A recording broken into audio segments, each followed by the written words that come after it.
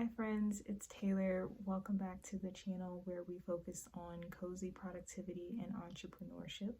And today we'll be deep diving into how I manage my money. First, I want to start with the intentions as always. And to give you a little bit of context on my financial situation, I just got my job in February, and a few weeks after I found out that I had to move. So I moved out, got here to my best friend's house, and then found out that I had to move again. So it is June 16th at the time of this video, and I have to move out by July 15th. So it's a lot of craziness. It's been just a lot of things back to back. And I figured I would show this video on how I'm managing my finances overall and trying to prepare for this big last minute move. And hopefully that's the last one. So just some disclaimers before we get started. I am not trying to give financial advice. I'm not a financial advisor or professional, but I did just want to share my financial decisions, good and bad, and be transparent about my finances. And it's helping me overcome me trying to be perfect for YouTube. So yeah, just trying to be open and honest. Second, while creating this money management system, I wanted something that was going to be easy to maintain because in addition to my full-time job, I also run a business and I recently adopted a kitten. So I have a lot of work on my hands on a day-to-day basis, and I didn't want a system that was going to require a lot more work on top of what I already have on my plate now. The bulk of this video, I will be showing you how I use Monarch money, and this video is not sponsored by them, but I did just want to show how I use them and why I use them, and I truly support the app. Now, without further ado, let's get into my money management system. So we are here in Google Sheets because I love a good spreadsheet, but I also wanted to start here before I imported everything into Monarch. So we're on the budget planner page where you can see my gross income, my take home, my post-tax deductions, and then I divided everything between needs, wants, wealth building, which is where I'm paying off debts or doing any investments, and then the remainder is my savings. Because I haven't actually moved out yet, these numbers here specifically for my needs, like my rent and my phone and internet and things like that, these are just projections, and then once I move out, I'll be able to adjust my budget to whatever my actuals are. I will also note that I have put my business expenses in with my needs because it is something that is super important to me. I could put this into wants, but my business is a non-negotiable for me. It's something I'm really passionate about, and I want to keep it here. So my top priority right now is having as much savings as I can, which is why my wants category is so low, which you can see here on the pie chart or even the bar chart, because I want to save as much as I can. I am going to be depleting my emergency fund with this move, and so my priority is going to be building that back up to 1,000, and then I'll reduce my monthly contributions to my emergency fund and start putting the extra payments towards debt. Right now with my debt, I am spending about $200 a month, and then when the student loan payments resume for me in October, it'll go up to $354. So I definitely want to pay off my debt as fast as I can so I can start moving that money into my savings and investments and all the other future plans that I have for my money. Within this breakdown section here, I do use the zero-based budget philosophy. So I just have everything subtracted here, and as long as this says zero, this means that I have a zero-based budget and I have assigned every job or every dollar a job. Here we are on the Paycheck Planner page, which is a very simple cash flow sheet for the month. And this is where I'm listing out when I get paid and calculating if I have enough money left over in between paychecks so that I'm not in the negative as expenses come out. For context, I get paid on the 5th and 20th of each month instead of the 1st and the 15th like most people, so my paycheck that comes out on the 20th has to last me the rest of the month and through first month's rent before I get paid again on the 5th. So sometimes I do get paid early, but since that's not consistent, I have to plan for the worst case scenario. And so at the end of every month, I always leave 1,600 or whatever it is in my account, so that way it covers enough for any bills that come out before I get paid on the 5th. And obviously this number is a little lower right now because I'm paying reduced rent, but going forward, this is how much I would need to have left over in my account to cover all of my bills throughout the month. Next is my debt tracker, where I have laid out all of my debts, my interest rates, and when I expect to pay them off. So at the top of the sheet, I have a chart of my estimated debt-free date, which is currently May 1st, 2026, and that would be before I turn 30, which would be August 2026. So fingers crossed that I can make it happen, but I know that I'm going to have to be pretty aggressive with my debt.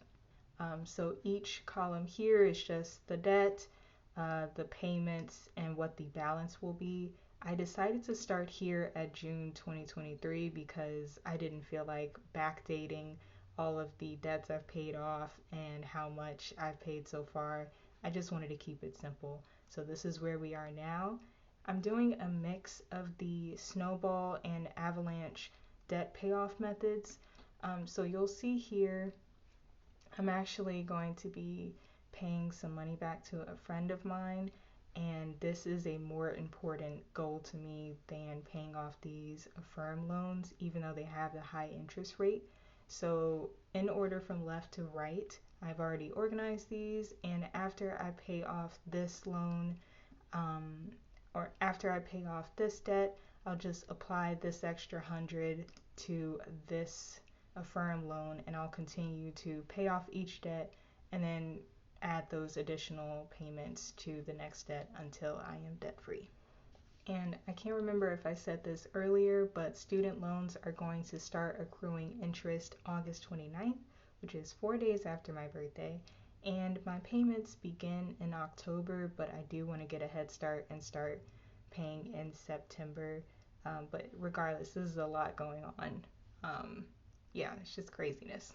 Okay, now we're heading into Monarch Money, which is the brains behind my operation.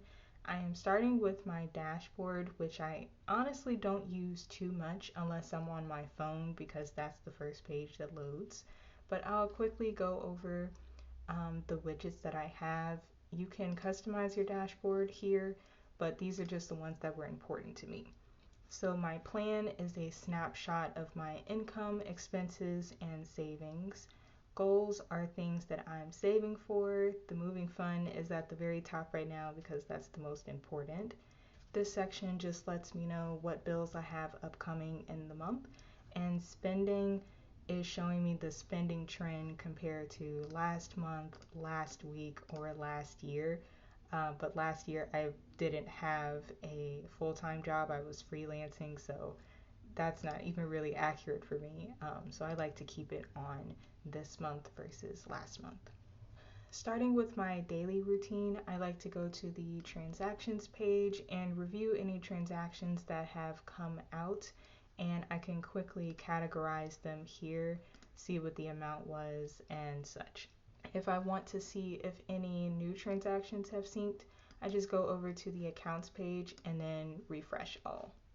Within the transactions page, I can pretty much search by any criteria here on the right. And I also have a universal search here at the top, so I can search for my restaurants category and visit that here. Or if I want to look for a specific restaurant, I can type in Tropical Smoothie Cafe, and there we go. So this universal search is really handy. Next, I have my weekly routine. I like to do my financial reviews on Fridays, which is why I'm filming this video on a Friday, and I always start by reviewing my accounts.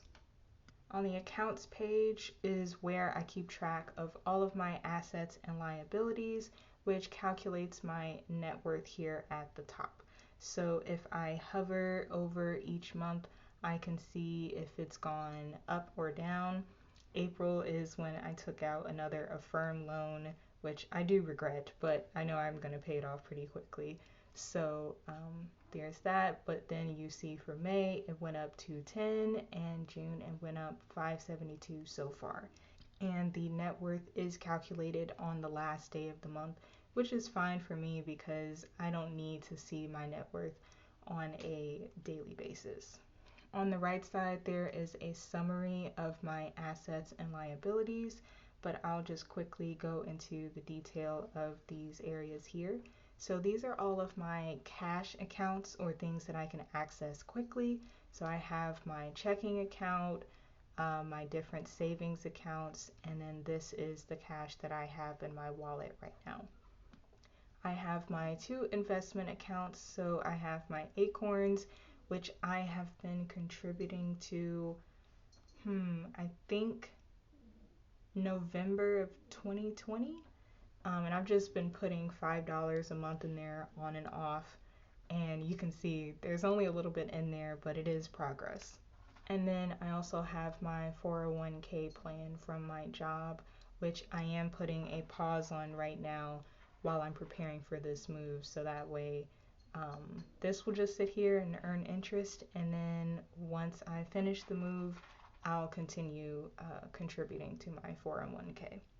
Below that, I have my loans, mostly my student loans, which are the biggest pain in my butt right now, and then I have my Affirm loans. I've actually had a lot of Affirm loans, but I've paid them off pretty quickly, and I did that on purpose so that I could build my credit, which it did. But I think after I finish paying off these 2, I don't want to get any more loans, but we'll see. Also, you'll notice that next to each loan, I do have some dates as to when I would like to pay them off, and that's just a little reminder to help me stay on track. And then I have the debt to my friend that I mentioned earlier, as well as the remaining balances here.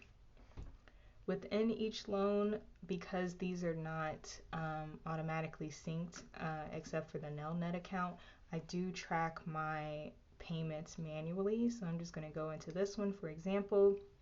You can see that I've recorded all of my payments so far.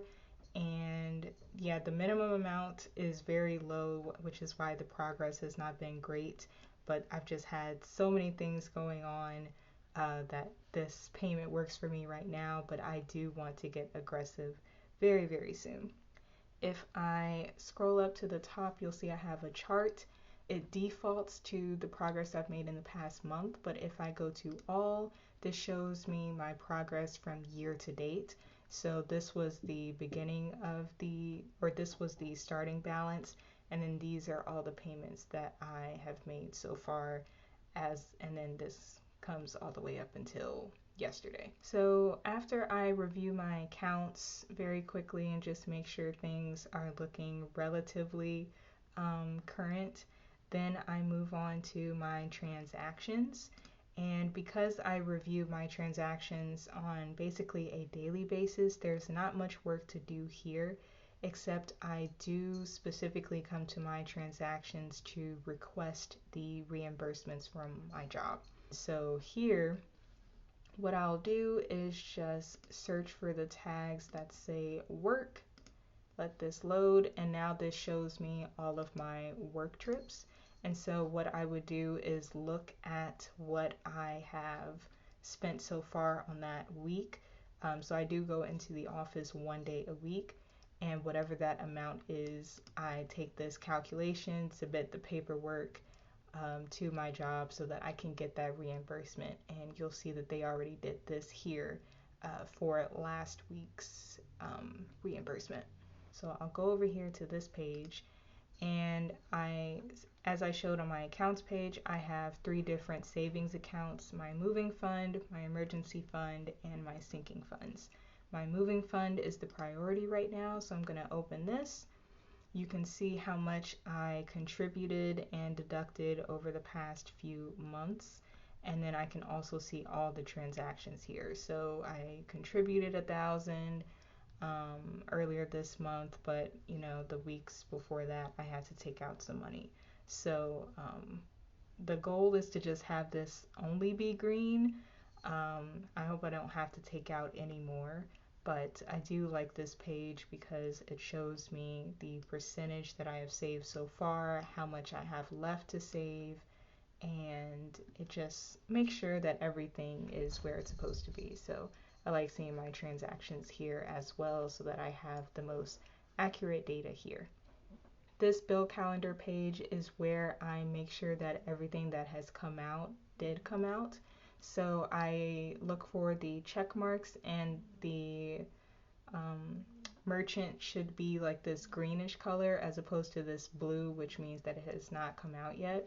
And so if I see the check marks on everything, that means that it came out.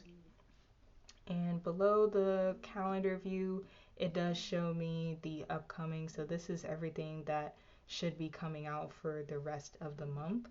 And if I go into each merchant and let's see, edit merchant details, I can edit the recurring frequency, the type, which is usually an expense, but you could add a recurring paycheck income if you'd like. You can set the starting date and the amount, and you can also mark if it's active or canceled. I will quickly show you here on the all merchants page.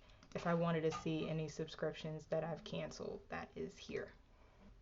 Also, if I remember correctly, if something did not come out, it shows a red X to whatever the item is on the calendar, and so that lets me know that something did not get logged correctly in Monarch, if at all, and so I'll make some adjustments to make sure that everything came out the way it was supposed to. Next, I go to my plan, which is what people think of when they hear the word budget. And because I already did the hard work in Google Sheets, I was able to just simply copy and paste my budget and line items here into Monarch. I like to review this page on a monthly basis to see where I am with my spending in each category. I'm going to zoom in a little bit more. There we go. I will start with income, and I have divided this into 2 sections, planned and potential. Planned is money that I expect to get every month. So I have my paychecks, my interest, and then my rollover. As I said, I don't get paid until the 5th of every month, so I have to carry rollover amounts to make sure that I can afford any rent or bills that come out between the 1st and the 5th of the month. And so that line item is super important. I am filming this on June 16th, and I don't get paid again until the 20th. So right now it's showing that I've only gotten paid once, which is true, and I'm waiting for the next paycheck to come in. Also, my paychecks are different because I made some changes to my post-tax deductions in an effort to save as much as I can for this move next month. So this paycheck will be different, and then also for July, my paycheck amount will be different. The potential is money that I'm not expecting to receive at all, but as I do get that income, then I just add it here. So for reimbursements, I got reimbursed for jury duty that I had last month. And for other income, I sold something on OfferUp and got $40 for it. So I put that here in my potential. For my expenses, I have a very simple structure, which is very similar to my Google sheet that I showed. So I have needs, wants, wealth, and other. Needs has a brown emoji for all of the categories, just for some solidarity. And it has all the things that I need to survive, such as my rent and my phone bill and my transportation. I also have this section here for Coda, my new kitten, because I do have to factor that into my budget now. So that is a new thing. My wants section is very limited, as it always has been, because I've been struggling with a scarcity mindset that once I spend the money, it'll never come back. And I'm trying to overcome that, but I can't go crazy with my spending anyways right now because I have to save as much as I can for the move next month. As I said before, Wealth just has where I'm putting my debt payments and my investments. Right now, I'm investing $5 into my Acorns. The other $1 is the subscription fee. It's a really small amount to invest, but it's something. And as I get financially savvy and build up my savings and pay off some more debt, I'll be able to build my monthly investments into something more. Other is just a section full of categories that I'm not really using, but I can't delete them because there's some historical data attached to them. So they're just kind of hovering here. And then if something comes up in the month that applies to one of these categories, I would just type in whatever it is here and it would, move up to the top. So for example, if I all of a sudden spent $50 travel and vacation, then it would show up here. And then this number means that I need to adjust my budget. But for now, we'll move this to 0. Next to each line item, I have a day of the month and the month that it comes out, if it's a yearly subscription, for example, and then if you see a briefcase, that means it is a business expense. And then I just type in whatever my budget amount is for each category, and as the month goes on, my actual number will just adjust automatically based on the transactions that I categorize. So for example, my rent was already paid this month, so I paid $750 out of $750, which means there's 0 remaining. Also, if you're getting ready to budget and you don't know where you should start, Monarch automatically suggests a budget amount based on the last 3 months. So you can either click this to automatically apply that number, or maybe if you want to just go with the most recent number, you can click that here as well. But I like to also click on each category and see what the historical data was. So for May, I spent $149. April, I spent $156. March, I spent $287 because I hired a subcontractor. But I do like that I get to have this very detailed level of my spending in each category. And if I see a trend that I don't like, then I can adjust. At the very bottom of the budget, I have this contributions area, which is connected to my goals page that I showed earlier. And so this keeps track of how much I am saving per month. For example, this month I am on track to save $1,510 for my moving expenses next month. And because this is my sole focus right now, I don't have any budgets set for my other categories because this move is my priority. Also, at the bottom of the budget and the right hand side, you will see an amount left to budget. So if you see a green number, that means that you still have some money to assign. If you see a red number, that means you have assigned too much, which means you don't have enough income to cover your expenses. And if you see gray, like mine is here, this means that I've achieved a zero-based budget and I don't have to do anything else because I've assigned every dollar a job. And as the month goes on, let's say that I end up spending way more for groceries than I thought, then I would increase this number to match the actual, and then I would just reduce from my savings, which I hope does not have to happen, but I do make sure to prioritize that there is 0 left to budget. Moving on to my monthly routine, on the last day of the month, I like to review my spending and see how much I can put towards savings. I am going to go back a month and use May as an example. It is a bad example because I technically went over budget, but I just wanted to show you the process. I like to go through and zero out each line item, meaning that the remaining number should be 0. I start with my income and go all the way to the bottom. So this is 0, 0, 0, For my needs, looks like I have some extra money here. I don't know why I budgeted there, so I'm gonna change that to 0. And for the moving expenses, this stands out because instead of me getting charged $50 for an apartment application fee, they charged me $500. And I talked to the rental agency. They said they would refund me, but it was going to take 30 to 60 days. So I disputed the transaction with my bank. They said they didn't see any error with it. So I'm just waiting for that money to come back, but this was a huge hit to my budget and I'm really frustrated. So I'm just going to adjust this to 0 for now. I uncheck apply to all future months because I want this to just apply to this month only. Transportation, I only spent $141, and I'll actually click into transportation to show you that these are the amounts that I spent this month, but then my job reimbursed me for the money here. So that's why technically I spent more than 141, but because I got this reimbursement back, it zeroed out the rest of the amounts that I spent getting to work. This is showing $1 left over for some reason.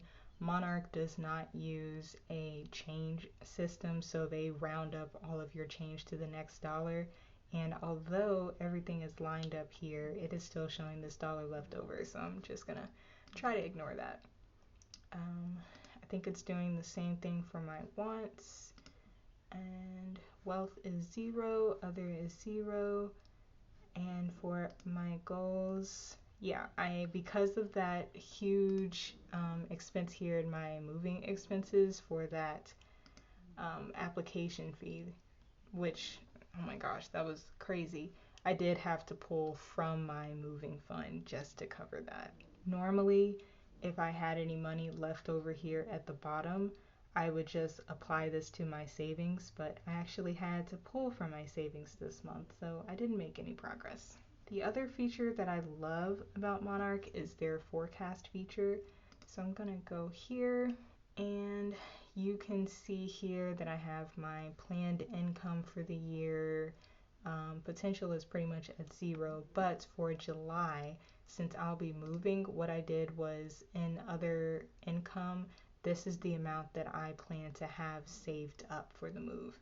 And so I just wanted to put this here so that I know in July this is the final amount that I have to work with. For my student loan payments, as I said before, that's going to start in September. So right now you can see that up until now, pretty much it's been at 98, but then it's going to jump up to 254 for September.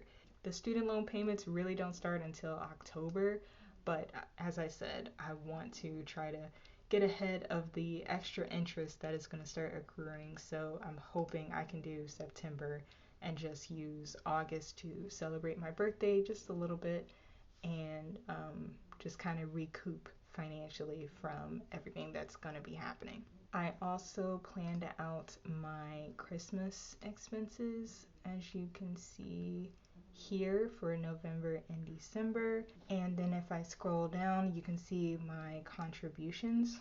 My priority, as I said before, is to reach $1,000 in my emergency fund as possible, and I plan to do that by November. So once I hit that 1,000 mark in November, then I'll start putting some money towards my sinking funds and hopefully doing some extra debt payments. So that's going to be super exciting because I want to get this debt out of my ledger and just be done with it. I also like to visit my cash flow page and view my savings rate for each month. Obviously, this doesn't count for May or April because I had to pull from my savings in order to continue with my expenses for the month. But for something like June, where we are now, so far I've saved 24% of my income. And in March, I saved 41%. So I do like to see where I am on a monthly basis and see how much I'm saving. Outside of Monarch, I do also check my credit score on a monthly basis and review my credit report with Experian. For other pages here in Monarch, I don't really use these, but there is an investments page, which I don't use because I don't understand it yet, but at least it's there for when I am ready to tackle that. They also have a advice section, which I think is for people who are like really just starting out. So I don't use this either, but it could be helpful if you just wanted a little bit of guidance on where to start. Last but not least, I want to show you my Notion finance page, which is connected to my Align Your Year Notion system, and I'll leave that linked below. First is a gift from the show Soul Food, which came out in 2000, but it is one of my like nostalgic shows to watch. I'm a huge fan of like 90s, early 2000s music and shows and everything, so this show holds a special place in my heart. But even more than that, this quote from Terry Joseph, the character shown here, has been like the driving force behind me wanting to get better with my money. She said that she could not work for the next 3 years and be okay. And when I first heard that, I was like, wow, that's where I want to be. Below that is a linked view of my intentions database, which is filtered just to show my financial goals. And also below each one, I have a progress bar of how far I am. Obviously, I haven't made much of a dent, but I'll get there eventually, and I like having this little motivation here at the top. Below that is the plan, which has two linked views to my baby steps database, which are like sub steps to my intentions. And these are once again filtered to just show my financial goals. And the first view is by intention. So I looked at my big picture goals here and I broke that down into baby steps of what I need to do in order to get there. For example, I want to be debt free, but I needed to list out all of my debts. And for example, if I click on here, I have when I started it, when I expect to finish paying it off, um, the current number that I'm at now, my goal number, and then there's the progress bar, which is calculated automatically. And as I check things off here, it will update there in the intentions database. And the same goes for my other goals as well. I've just broken everything down, which really helps me see like everything that I need to do in order to get where I want to be. And then I have the yearly view, which is where I take the same intentions, but I've assigned them dates. So here we are in 2023, and these are the things that I want to focus on and achieve before the year is over. So I've already paid off some debt. I'm already earning the interest per month that I wanted. And then after I focus on my move, I want to start contributing to my 401k again. I want to pay off this debt by the end of the year. I want to have this much invested, and I want to have my emergency fund. And as far as my investments, I'm at $600, so I'm a little over 60% there, which is exciting. And yeah, this just helps me focus on what I want to do on a timeline basis so that way I'm holding myself accountable. All right, that is it for my money system. I know it was a lot, but that's my financial journey so far.